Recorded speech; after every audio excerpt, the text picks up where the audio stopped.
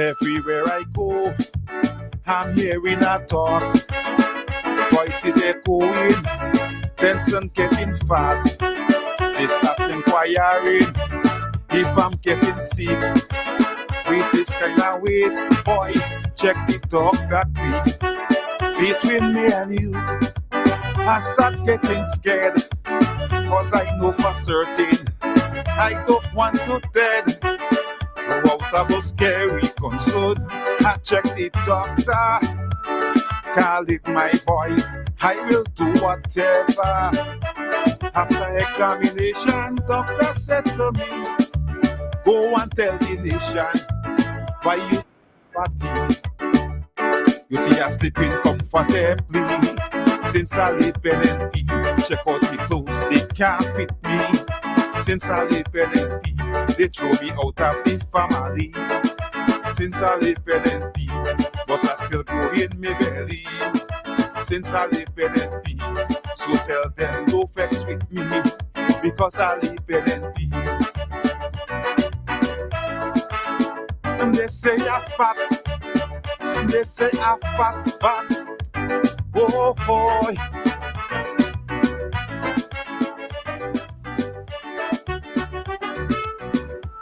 Just imagine the news spreading far. It's like a road match. Yes, that's a very nice song there. I want to welcome you to the hub. Again, we have a unique opportunity to talk using radio and social media to connect. It is raining in my neck of the woods, and I want to assume wherever you are in the state of Grenada, which includes Carriacou and Petit Martinique, you might be experiencing the same. My name is Kem Jones, and again, it's a pleasure for me to go on that journey with you where we can learn together, where we can know more together. I want to encourage those on Facebook and YouTube to please share the live. Sharing is caring. I want to start off tonight by saying the NNP is angry. They're upset that our beloved Prime Minister was able to assist a young lady so that she can, with her 3 children, have a home or have a place to call home. They're angry. They're upset. In fact, you will hear on the main program tonight and other programs during the week the vicious attack on our Prime Minister. Because to them, our Prime Minister should not assist this young lady. And to them, he should not be the person at the front or forefront in assisting people. They vex. They angry.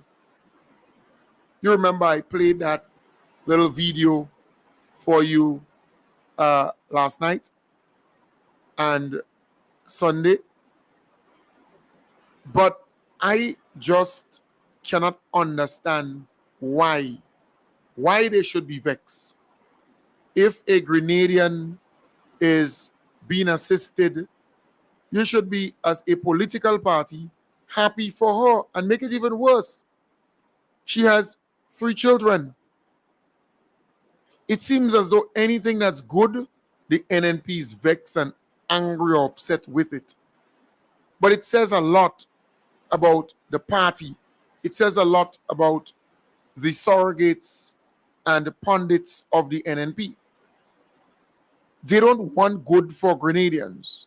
All they want is power, and they believe by criticizing, by condemning, by attacking, they would somehow waltz their way back into the halls of power in this country. A young lady came to me and asked for assistance to get some plywood to build a house.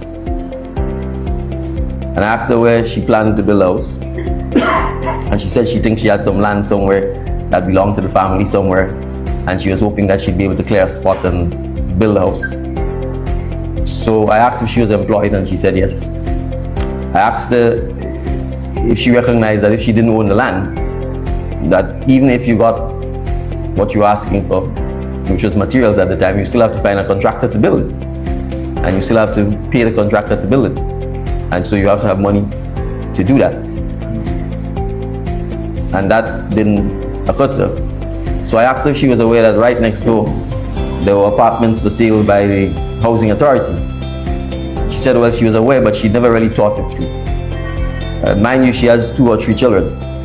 So I said to her, well, maybe you should go to the apartments and have a look at them. And the first response, well, it's not really my thing, you know, I want my own space, I want to plant, etc. But I said, you have nothing now. And you're here talking with me to ask me to help you, and that help is going to come from the taxpayers of Grenada. So everything goes in stages. So let's deal with the fact that you have nothing now. Let's deal with the fact that you want to get to a point where you have a home. And there's a journey that you have to take to get to that point.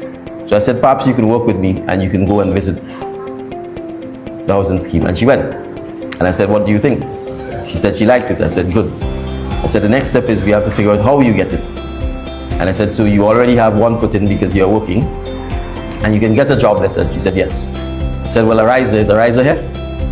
Yes. I said, Ariza is offering financing to help support people who want to buy. She said she doesn't have an account at Ariza. I said, that's fine.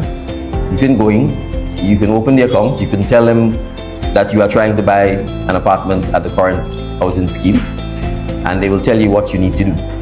I said, in addition, you'll have to fill up the form at the housing scheme to say you're interested in applying for an apartment. She did that. She went into Ariza, she opened the account. They told her the criteria. It was, I think, 20%. That's too high, by the way. She said she had 10%. And that a friend was going to give her the other 10%. So I said, is this friend male or female? She said male. I was like, is he really a friend? Or is he something else? Well, she didn't quite, I still don't know the answer to that. But obviously she didn't have 20%. And I was concerned that I said to her, if this friend gave you 10%, it probably means the friend name is going to have to go on the title deed, which means then you wouldn't really own the property, it would be joint ownership. So I said, I need you to think about this seriously and then you'll come back to me. But by then the friend disappeared. So the 10% was no longer available. I gave her the 10%. Well, let me rephrase that. I told her I would lend her the 10% so that she could make the 20%. And she came in and she signed for the loan and she got that additional 10%, so she had the 20% criteria. Then she started calling me because she was frustrated. It was taking long. She couldn't understand a lot of the processes.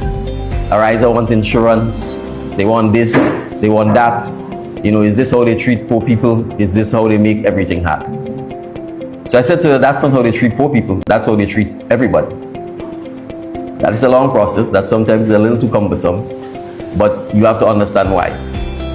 So why do they want insurance? So I explained to her why. I was like, well, I don't know what kind of insurance they're asking you for, but there are different kinds. You could have life insurance, so that if you die, God forbid, soon after you get this apartment, you have 3 children, and the life insurance could be used to pay off the loan so that your children are not thrown out of the apartment and they become owners of the apartment. I said, or it could be credit, life and disability insurance, so that if you become disabled and you're unable to work, then the insurance will pay off the loan, and so you can remain in your apartment with your children. So I said, even if you don't have the money to pay the insurance monthly, the loan can actually cover that, because they can give you a loan where you actually pay the insurance from the loan. So I walked her through this process, and eventually, when it was still taking a little too long, I called Mr. Lord and I said, Mr. Lord, you have my personal assurance that this young lady will pay Ariza, and in any event you have 20% security. The property is being sold at a significantly discounted price. There is significant equity, and the government is supposed to be guaranteeing the any default, because we are satisfied that if people don't pay, that the apartments can be sold again. So really, Ariza has a 100% guarantee that they will make money on these loans. And I guess Mr. Lord worked his magic, and soon thereafter, the young lady became, for the first time in her life, a property owner of an apartment that she owns, that she's worked for, that she's paying for, and her children live in.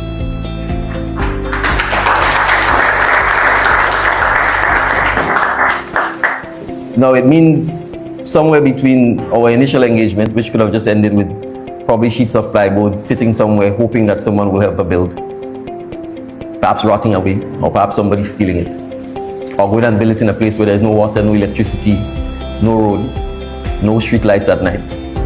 And her getting the apartment in Corinth, there is a huge gap, and that gap is the financial literacy. That gap is understanding how banks work, how credit unions work, how insurance work, why they work, the importance of them, what land ownership means, what property ownership means.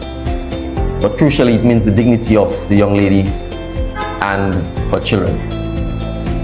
It means the fact that the building is located in a place that's central. There's the current community center, there's the current school, there's Lassages Beach, there's Lassages playing field, there's access to almost every and any kind of amenity. It therefore means the quality of her children's life ought to be significantly improved than it was before. But there's one cherry on the cake. You know, oftentimes we think that our people are not honest and they don't mean well. A couple months after, I got a call and she said, I'd like to know how I pay you back your 10%. And that was the best part of this entire engagement. But I told her she didn't have to pay me back, but she could put $100 a month aside in a savings account, and I'll be checking on her to make sure she do it so that she saves money for herself and her children for a rainy day, for health shocks, for economic shocks, etc. So I'm making the point to say, especially for financial institutions, for the most part, our citizens want an opportunity and they want a chance. You may have the exceptional bad mind who just don't want to pay even if they can pay. But for the most part, most people respect their dignity. They try to honor their word. And certainly when it comes to their home or homes, they will do everything to earn a home that they're proud of and to be able to finance and repay those who assisted them in getting that home. Because a home signifies a number of other things that I think we all know about, given the history of the Caribbean, the history of Grenada. So I'm giving this example because I was inspired by recognizing that if I had not, and perhaps if she called me a few times and didn't get me and got frustrated and see all politicians are the same, if I didn't stay the course with her and walk her through to say, this is why you need insurance, this is the advantage of the insurance, if I didn't ask her to think twice about whether or not she showed this is a real partner that she's getting this 10% from or something else, it would have been easy for her to walk away. And so our institutions, our community leadership or financial leadership needs to make sure that we support our people along the journey. And to me, that starts with educating them about the process and educating them as early as possible as to the advantages of all of the financial tools that are available to support them and to encourage their success. And that's the main challenge. People don't know, and sometimes it's difficult to find information. So I hope that by bringing all of us together today, I hope this becomes a model where we can go to our communities. It doesn't have to be community centers, it doesn't have to be during the week. I appreciate for a lot of the workers at the financial institutions, it might be a sacrifice to shop on a Saturday or after work, but we can get pretty efficient and pretty good at it. A 1 hour session on a topic in a community center could make a significant difference in the decisions that our citizens make. Right. So that was the video, and it's on social media, where the Prime Minister, explaining to a huge gathering how important it is to guide people, to assist people. Financial literacy is important. Money management is important. So he was there explaining, giving a real example of how he was able to assist this young family, this young lady, to get a home by guiding her through the process. But the NNP vex. They're angry with that. And I'm asking myself, why should you be upset or be vexed with someone helping someone, and make it even better with our Prime Minister, with the most Honorable Deacon Mitchell guiding this young lady, helping this young lady, so that at the end of the day, she can get a home, she can own a home by paying for it every month because she has a job. The NNP vex about that. But I've always said to you, the NNP loves to see the people in poverty. They love to see the people vulnerable. They love to see you poor and don't have anything. Because if you check carefully, most of the NNP supporters live in extreme poverty. And they love it. They see poverty as normal. They embrace it. And that is why the NNP, upon leaving office, being voted out of office, left 8,715 people using pit latrines and 3,000 plus people without running water. Almost 4,000 people do not have access to running water when the NNP was in power. 8,715 people using pit latrines. And the NDC had to come in power and try to help these people with a modern bathroom and toilet facility and running water. So the NNP must be vexed with the most Honorable Deacon Mitchell helping this young lady, not giving her a hand out, but a hand up to better herself, to get a home for her family. That is the way to go. That's a caring leader. But the NNP vex. They angry. They pissed. And another friend is saying to me, the NNP vex that the Shantimel Community Center is upgraded and modernized. They're upset with good things. Why? Why should you be upset with good things? Same thing, I overheard a conversation with some senior NNP members. They're angry because the NDC administration continued the $67 million airport upgrade rehabilitation project. They're upset. So while they're saying it was the NNP who got the funding, who did the work regarding this particular project, they're upset that the NDC continued the project and saw it to completion. They vex. Nothing is wrong with you saying or taking credit for this project or any project. But government is a continuum. Government is a continuous thing. Governing is a continuous thing. And not because you're out of power, the NDC should stop these projects where serious funding was secured for it. I am saying the NNP needs to stop that. $67 million US dollars. Thank you very much, there, Peely. $67 million. But they want the NDC, or they wanted the NDC to stop the project. So while they want to take credit for it, they wanted to blame the NDC to say, well, look, we got a project what this amount, and it's a huge loan, a huge undertaking, but it is necessary. But they wanted the NDC administration to stop the project. The Most Honorable Deacon Mitchell had this to say today at that handing over ceremony, because they completed the project. He had the following to say. And now, please help me welcome our Prime Minister, the Honorable Deacon Mitchell, Minister for Infrastructure, Physical Development, Public Utilities, Civil Aviation and Transportation, to deliver his remarks.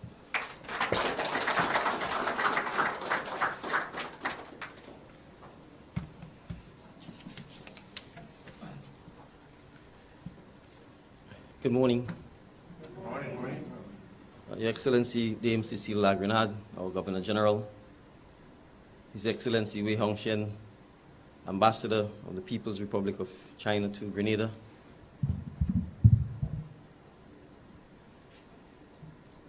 Mr. Alva Brown, our Permanent Secretary at the Ministry for Infrastructure and Transportation, Mr. Edgar Stevens, the Chief Executive Officer of the Maurice Bishop International Airport, and his management team, and I recognize board members who are also present with us this morning.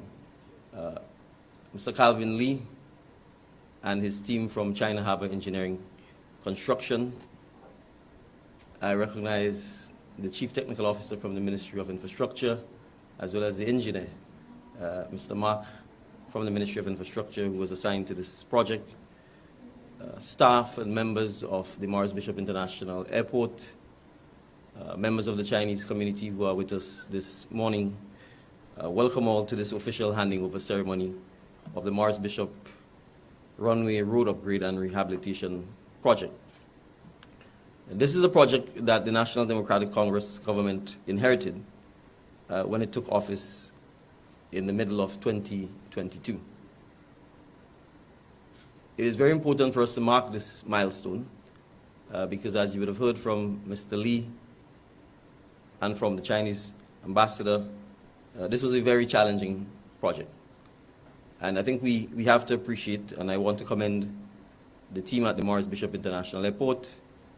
I want to commend Czech, I want to commend Ambassador for the support, and I want to commend the team at the Ministry of Infrastructure for sticking to it and making sure that we saw this project through. We have to appreciate that we were renovating the runway of an airport that was being actively used, and that this was accomplished without at any point in time disrupting service to the public or to users of the airport. And this, I think, in and of itself is a tremendous accomplishment, and all stakeholders involved in this process, I think, deserves a round of applause. Sometimes we take things for granted. If something goes wrong, we all complain.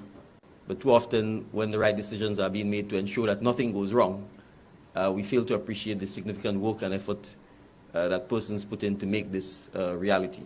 And I appreciate that there were many challenges, many obstacles, frustrations, sometimes misalignment, non-coordination.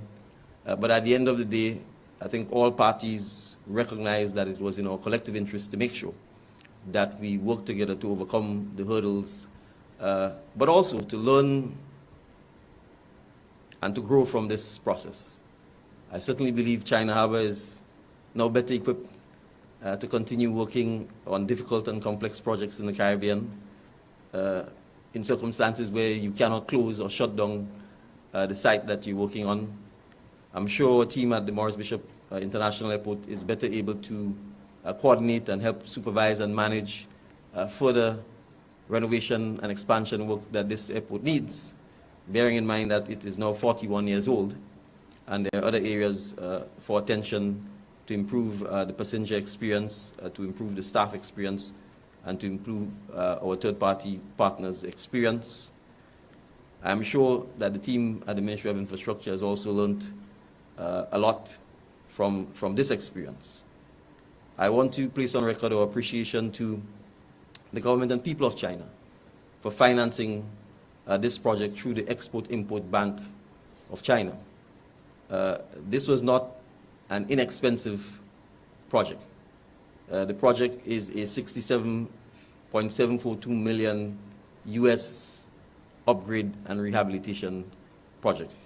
And it tells us that major infrastructure, even in small island developing states, requires significant funding, and this was 100% funded through the Export-Import Bank of China. And so I place on record the government and people of Grenada's appreciation to the government and people of China through the Export-Import Bank for financing this project. The project involved a number of components. Airside works, which included, as was pointed out by Mr. Lee, the runway and shoulder resurfacing with asphalt, a new turnaround construction area, the expansion of the aircraft parking area, the upgrade of the runway navigational lighting system, and a new apron service road was constructed. In the terminal area, the installation of the 2 new passenger boarding bridges and the renovation of parts of the terminal building to integrate these new bridges into the building. In the forecourt area, the canopy was extended. The air traffic control system has been upgraded, and the airport perimeter bypass road has also been reconstructed, and new emergency center and airport office have been created, and this includes additional parking facilities. All of the work was done at night. For obvious reasons, that's the period when, I will put it in inverted commas, the airport would have been closed to aircraft traffic. And so you appreciate that, in a sense, it's perhaps the only project that I'm aware of in Grenada that has been done almost exclusively by nighttime work. And it meant by the next morning, all of the equipment and construction materials would have had to be moved to ensure that the runway could operate. It therefore meant you would have had to have significant coordination, and a night construction command center was established to ensure the stakeholder coordination took place, to ensure that real-time issues were resolved, to monitor weather and flight information, to ensure that the planning and the approval for work was done, to ensure that equipment management was done safely, and to ensure that inspections for flight safety compliance was met. And most of this was done, I am reported and told, with no major safety risk or challenges to the operations of the airport. And so again, I think the team deserves a round of applause in ensuring this happens. So I want to thank all stakeholders, starting with the government and people of China. I want to thank the Ministry of Finance, because they would have been involved at an early stage in ensuring that the financing for this project was realized. I wish to thank Ambassador Hong Shen and his staff at the Chinese Embassy. I place on record my appreciation to China Harbour Engineering Construction for the work that they've done. To the project team at the Maurice Bishop International Airport, thank you. The engineering consultants, VICAB, who represented the Ministry of Infrastructure, also place on record our appreciation.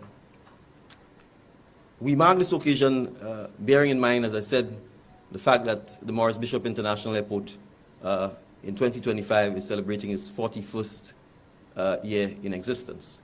The airport was originally opened in 1984 and was built in large measure with significant support and sacrifice from our brothers and sisters from Cuba. And I think we all know our history, and therefore we all appreciate not just the economic, but the social and political significance of this airport. And hence it's been named after our former Prime Minister, Maurice Bishop. But like all physical investments, if we do not take care of it, nurture it, and reinvest in it, like all physical things, it can and will decay, and its ability to serve its functions will be significantly compromised. And so the need to continue the investment and the upgrade in this facility is critical. And today's handing over ceremony marks one phase of the need for continued investment renewal, upgrade, and renovation of the Morris Bishop International Airport. And so, while I've highlighted what this project contains, it is not lost on the government of Grenada of the need for continued maintenance, upgrade, and continued investment in the airport, given the fact that it is our gateway to our regional brothers and sisters and to our international partners. We would not have the dynamic, practical, fraternal relations as demonstrated today with the People's Republic of China if we did not have a Morris Bishop International Airport. It would make it significantly more challenging to get to and from Grenada, and significantly more challenging to engage in the practical cooperation that His Excellency spoke of, that has blossomed over the last 20 years since the resumption of diplomatic ties between the government and people of Grenada and the government and people of the People's Republic of China.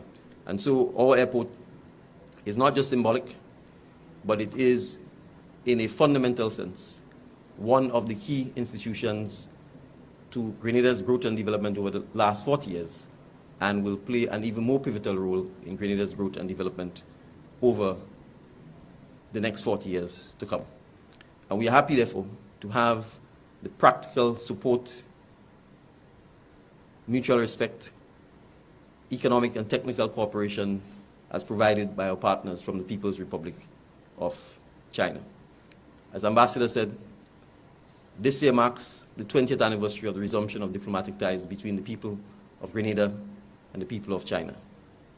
And while it was marked with much pomp and ceremony during my official visit in Beijing, more importantly, we cemented our fraternal ties, our deep cooperation, and our commitment to the growth and development of our respective countries based on mutual trust and respect and non-interference in the domestic political affairs of each other. But also importantly, we reiterated our commitment to peace, world peace, to economic growth and development based on mutual cooperation and respect, and to supporting the development of our people. Economic growth without the growth and development of people is not sustainable.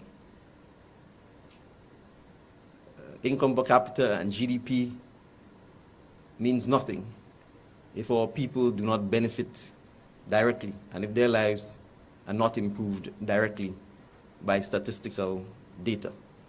And so the mutual cooperation agreement signed between the government of Grenada and the government of China are all designed towards doing just that, improving the lives and livelihoods of our people.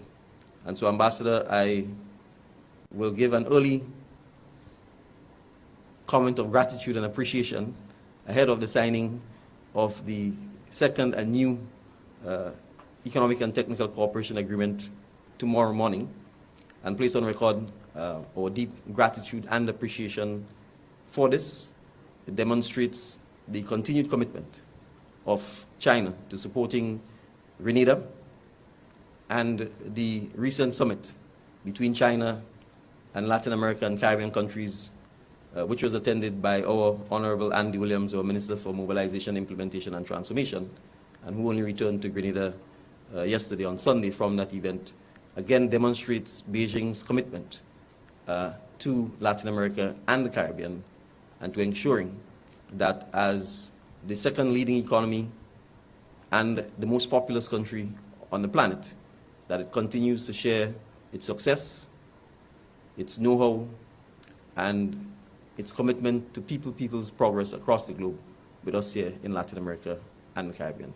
So thank you again, and I wish, in particular, the Morris Bishop International Airport board, management, and staff, and all of us who will use and have been using already the upgraded, rehabilitated, and improved facilities, best wishes, and I certainly expect and look forward to the passenger bridges, for example, being used and the reconfiguration of, I would say, the Morris Bishop site in its entirety to better serve the needs of its commuters and the general public. Thank you, everyone. Yes, well said there. The most honorable Deacon Mitchell. And you see, for me, when the NNP gets angry or upset when good things are happening, I always believe there should be some law banning the NNP altogether from public anything and everything. That's me. That's my opinion. Because they should be happy. The pundits, the surrogates, supporters of the NNP. They should be happy, extremely happy, that you have a government in power who will continue projects that the NNP started and make sure that they are completed.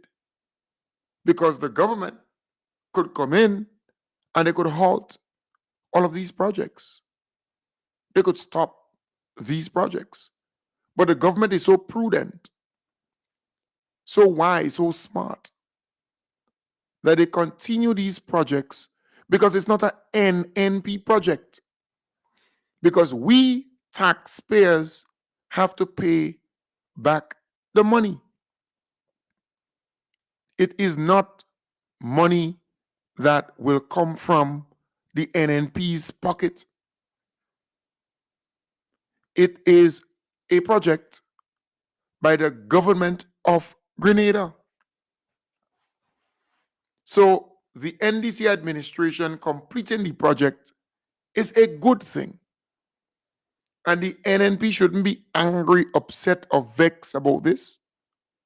You should be happy that such a project is now complete or completed. So we are indeed thankful that all who were involved worked hard and saw it through. So NNP, stop vexing about these things. Because people are seeing through you.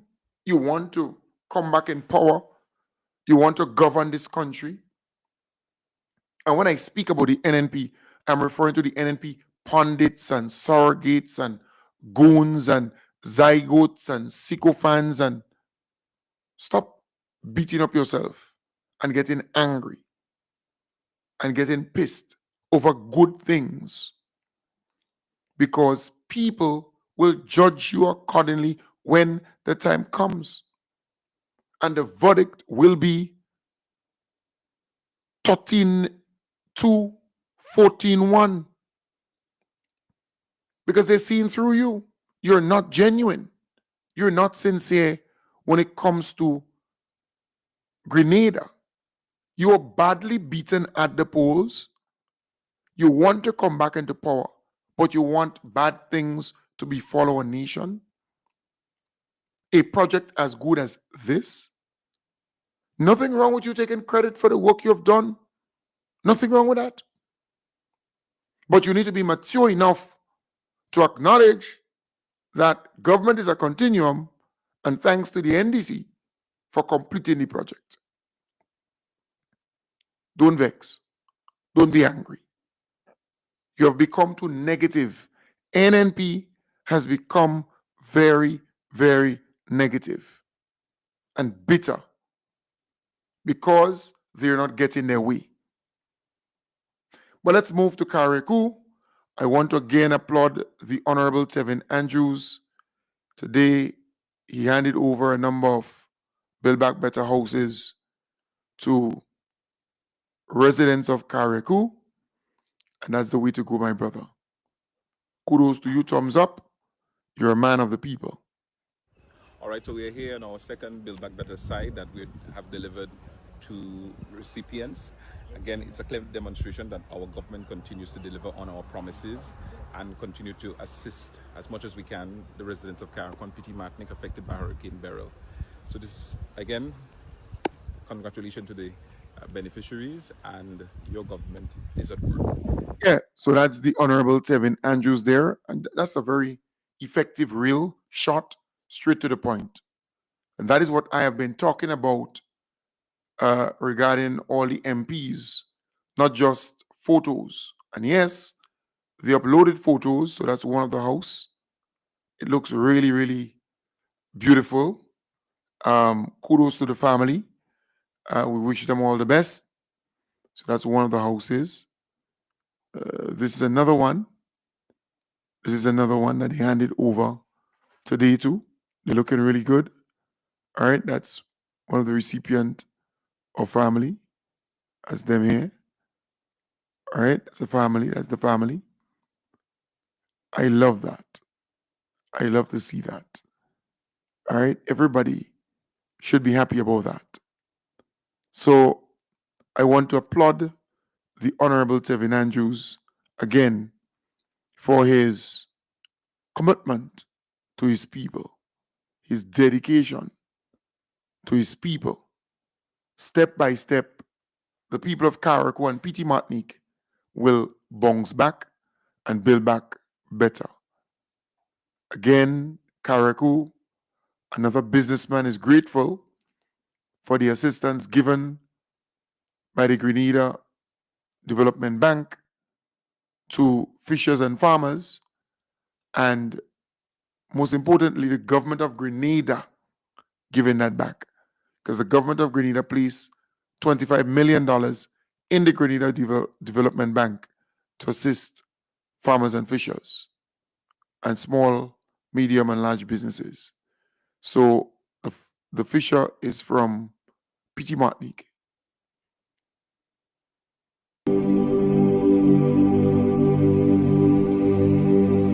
I dealing with the sea fishing in over 40 years now. That's all I deal with from the Martinique, on the sea, this where we really make a living, and that's what I've been dealing with for ages, all my life. It was almost ready to come down just before burial, but then we have to do everything over again, general repair, sand, paint, repairs on the house, and then it got some things, even the spy is broken, and there's some things to get in place, like start all over again because of the condition after burial. So these funds here looking forward, to repair the boats, get some more fishing material, and try to get myself going to be back on my feet again, because since after burial, how many months now, nothing is going on, and that is my livelihood to put food on my table.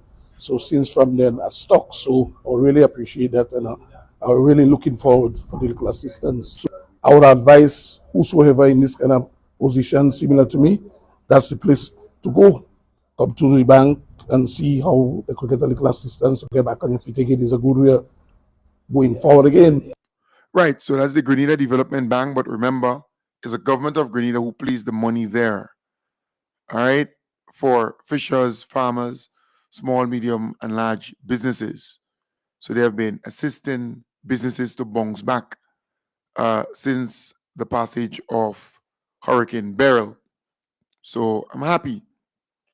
I am happy for the fishers, for the farmers, for the small and medium-sized business owners. Step by step, you will get back on your feet again. I want to remind the folks in New York that we're coming to New York on the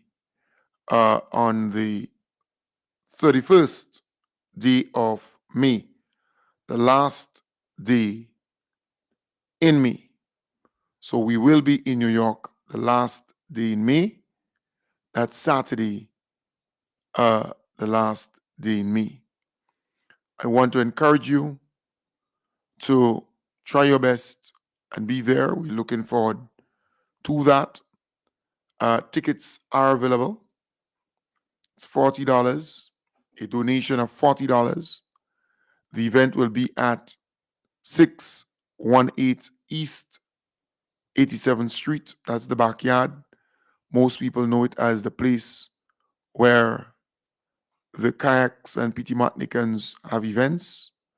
So it's well known. It's closer to Kana Seaside in Brooklyn there. Flatlands, close to that cemetery there. So again, tickets are available. It's Kim hearing you will be all right. Good.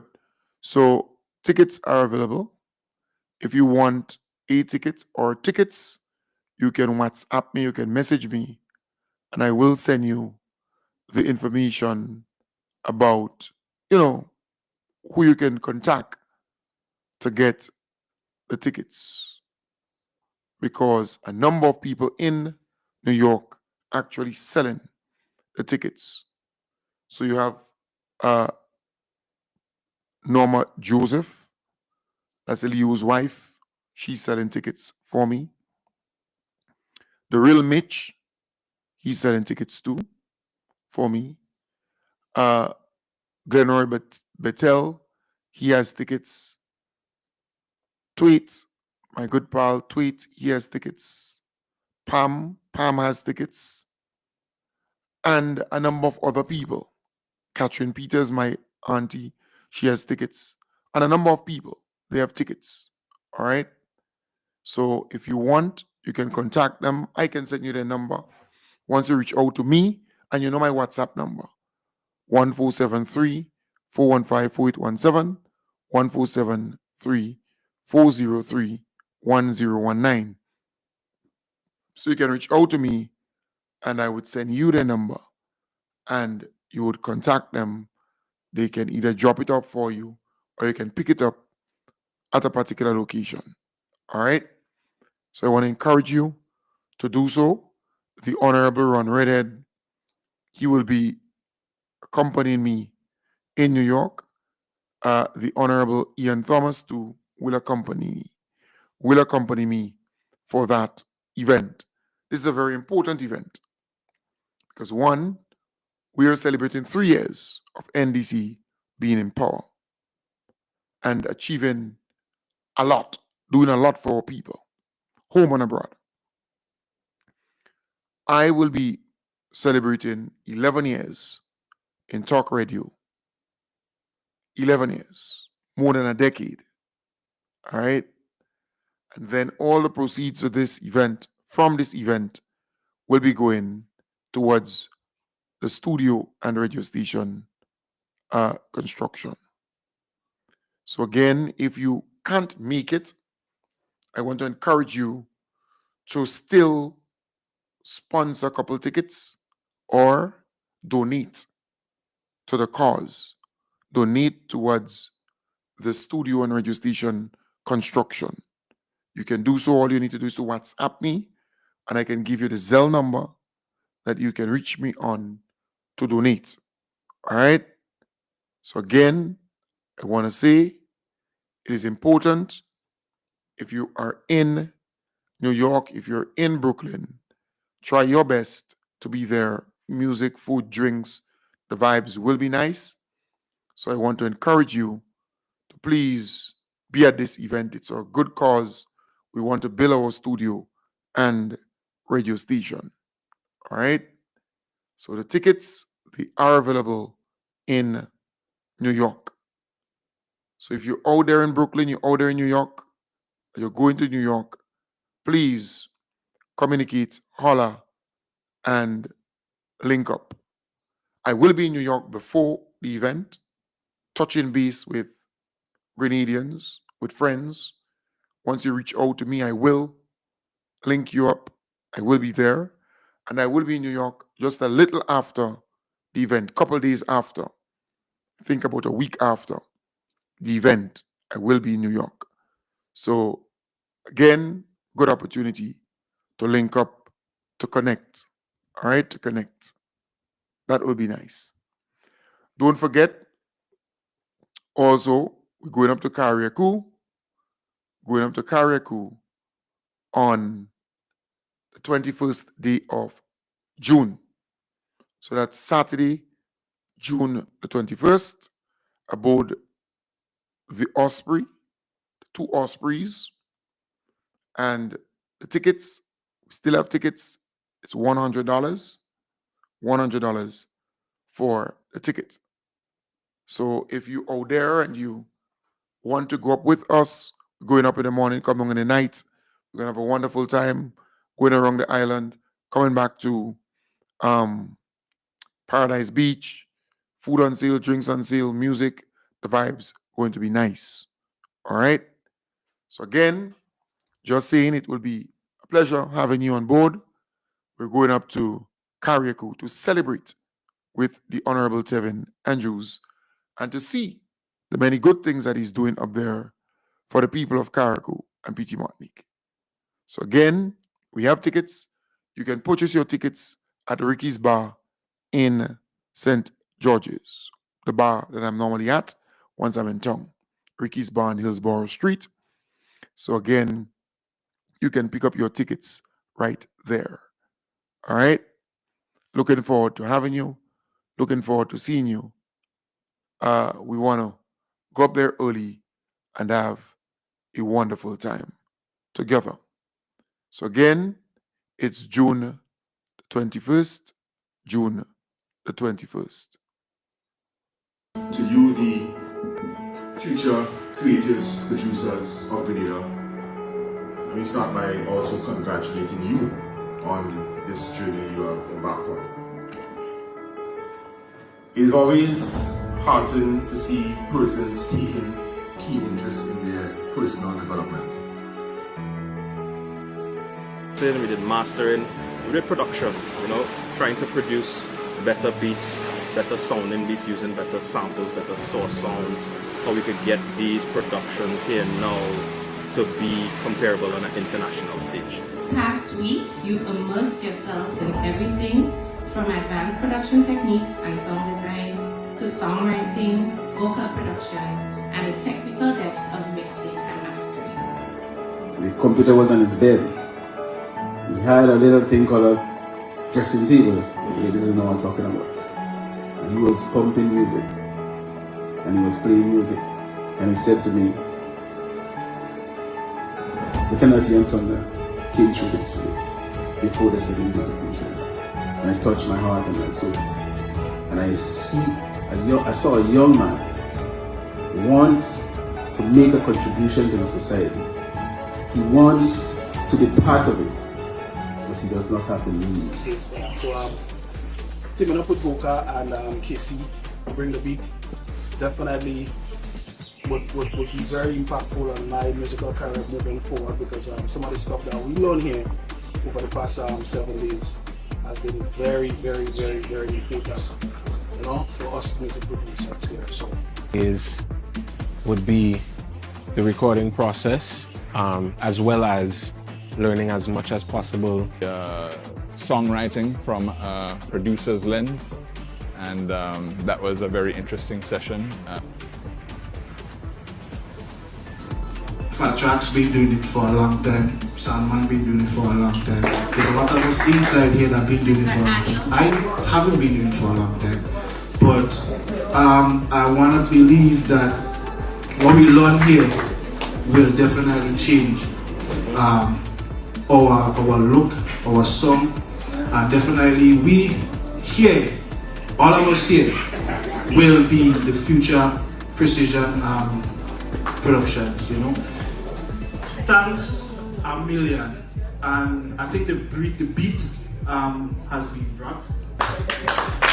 There's more appreciation that you have to invest into quality equipment in order to enhance the level of music you want to produce. To this course, my expectations was to try to learn how to create that rich, fat reggae sound, and it's so simple.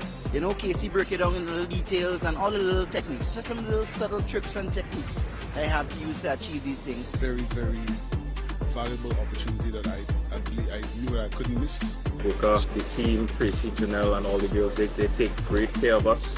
I think it's amazing what they're doing, even the incentives and the grants from customs to bringing in equipment. We don't even have that in Trinidad like that. So I'm highly impressed. Even bringing me here to up the level and the standard of Grenada producers and engineers, I think it's a huge initiative. And all the students kind of happy and glad for something like this, an opportunity like this. Yes. So again, I want to commend Orlando Romain. He's doing a fantastic job in the Office of Creative Affairs, and he is a creative himself. I want to commend him and the team. And you see a lot of young people getting involved, receiving training, and you heard the gentleman from Trinidad. He is commending the government of Grenada for allowing creatives 100% concession and also access to financing to improve their business, to expand their business. So again, Orlando Kijana Romain, take a bow, well deserved. You're doing a fantastic job. And I can tell you, all the creatives are happy. They are now part of mainstream in terms of the developmental trust in this country. Before, they never existed under the previous administration. But I want to leave you with this motivation from this young man. My good friend interviewed him, and I think it was a brilliant interview. And his intelligence, his depth, his patriotism. He's a recipient of a scholarship by the government of Grenada. So, Ashida Charles, you did a very good job there. I know you are now attached to the Ministry of Education. Again, I want to congratulate you, and I want to wish you all the best as you pursue your passion and your dreams. Hello. Hello. How are you? I'm okay. How are you? I am doing wonderful. Yeah. Please share with us your experience or your thoughts about today's Scholarship Awards ceremony. So the first thing that I noticed about this Scholarship Award ceremony is how deeply it was impressed on everyone here, the importance of this award, right? And not just that, the importance of the mission that we're entrusted with. The mission that we have is one of giving back. It's one of enriching the country that is investing so much into us. And I think that message was made very much loud and clear, right? We had the Minister of Education, we had the Dean as well, all of those people honing in that specific theme. And I think it's a theme that a lot of people, well, of course, I think the recipients are individuals who already are of that mind, right. But I think that impressing it upon them, hammering in that in home, is very important. And it's a good message for people who are watching too, like people watching, people who potentially want to be recipients themselves, and even the regular Grenadian populace. The importance of enriching our country, because a lot of people have this narrative that, oh well, you know, Grenada is, well, you know, this country is poor, this country is small, this, that, right? And they don't necessarily believe in this country. They believe that, oh, this is the place you leave, right? I on campus, I was hearing these business students talk, and she was like, oh, I'm gonna get my visa and then move away, right? Because she has already made up her mind that Grenada isn't worth investing her time, her energy, her resources into. Mm-hmm. And it's a country that has brought us up, right? Right. I've lived in Grenada my whole life. This has been the country that I owe everything that I can attribute to myself to, right? So I see giving back as not just some sort of noble goal, it's a civic duty. Wonderful. And what are you pursuing at St. George's University? I'm studying biology. Why biology? Well, I've always liked the sciences, even as a child. and biology is the one that spoke most to me. Ironically, I used to say I like biology more, but as I got into on campus, I found myself enjoying the chemistry classes more. But interesting. yeah, but biology, the reason why I'm pursuing this degree is because I want to get into the field of bioinformatics. Not only is it an emerging industry, but it's also one that has deep applications in medicine and in so many other aspects of our human lives, because it's really about dealing with all of the data and information that biologists and other scientific experts are going to be using on a daily basis. Oh, wow. Right? All of the COVID-19 statistics from 5 years ago, right? The people who compiled all that data, the people who create genetic models and all of that, the people who handle all of that information are the bioinformaticians behind the scenes. Which is what you're pursuing to be. Yes. Wonderful. Now, use a minute to tell me what receiving this scholarship means to you. Well, this scholarship for me is in many ways a lifeline, right? I don't think I would be able to pursue the degree that I'm pursuing if not for that scholarship. I come from a very poor background, and the people in my life, while supportive, aren't able to extend that support financially. Right? And I am very grateful to the government of Grenada. I'm very grateful to all the people who supported me till now. And this degree means a lot, right? It means I can pursue the things that I want to pursue. It means that I don't have to, say 5 years, 10 years down the line, I wouldn't be doing a dead-end job that I have zero passion for, something that I wouldn't even be able to contribute to because I did not pursue my education. I did not level myself up academically. Right. So this degree means quite a bit to me. Yeah. Wonderful. My final question to you is, how do you plan on using your studies or the skills you've gathered, right, from your studies to impact positively your community or your country and yourself? Well, one, I think that the base degree of biology is something that I can already use. So like straight out the gate, I can use that in education, well, teaching is always the first avenue people think of, but I can think of so many other aspects as well. So like say our agricultural sector, right? I can see myself applying to, because I do have quite a bit of passion for our environment and whatnot. I'm not studying the degree that is based specifically around that. I have a more general biology degree, right? But I can see myself applying these things in so many ways. So whether I end up in the teaching profession for some time or whatnot, I can see myself contributing greatly to Grenada. And then later on, and I think that's where most of the large contributions are going to come in, is in bioinformatics. One, I don't think people are aware of how much and how important it is, right? Because it's truly one of the backbones, right? The information that we use is the lifeblood that scientists have. Scientists love data. And we need people to, Grenada doesn't have databases. Like I used to work at the National Museum, and something that I noticed was that we didn't particularly have a good archiving structure, a good database structure. We have this predominant notion of the oral tradition, which is good on its own, but I'm sure as you played like a game of telephone before, that message gets skewed over time. So you can imagine what is happening if we're not preserving and compiling our information. And that doesn't just include like history and culture. I think we can also apply that to science. I think we can also apply that to our medical knowledge, because hey, like say the students in the medical program, all of the examples that they're saying are going to be examples from other places.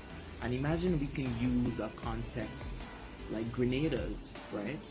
We can have medical examples, and we can have data and research around Grenada and our healthcare, right? We know that things are on the rise. We know of cancers, prostate. We know that the Caribbean as a whole, and Grenada being one of them, has had a lot of issues with chronic illnesses like diabetes and hypertension and whatnot. Right. And as for large-scale studies and data being compiled, on that, specifically within the Caribbean context, I think it's sorely lacking. Okay, and this is where you come in? I think that's To something I help can solve the problem. contribute to. I want to thank you very much for this enlightening conversation. I see your passion. I can tell you you are ambitious, and I know you're going to use your passion combined with your intelligence to excel in your field. And so it was an honor speaking with you. I want to wish you the very best. It was a pleasure. And I know you'll be successful. Thank you. Thank you. Have yourself a good day. You as well. Yes, so I want to again applaud Ashida Charles. I think you did a very good interview there. And I know you are a capable person. All right, so continue doing what you're doing. It's a fantastic job, and go for it. All right, kudos and thumbs up to you. The young man, I wish you all the very best in your future endeavors, your study, your pursuit for greatness. I love your patriotism to give back, to support this country's development. Folks, I want to wish you all the best. Have a wonderful night. Take good care, and I'll be back with you tomorrow, God's willing, starting from 8 in the AM, again, to continue that journey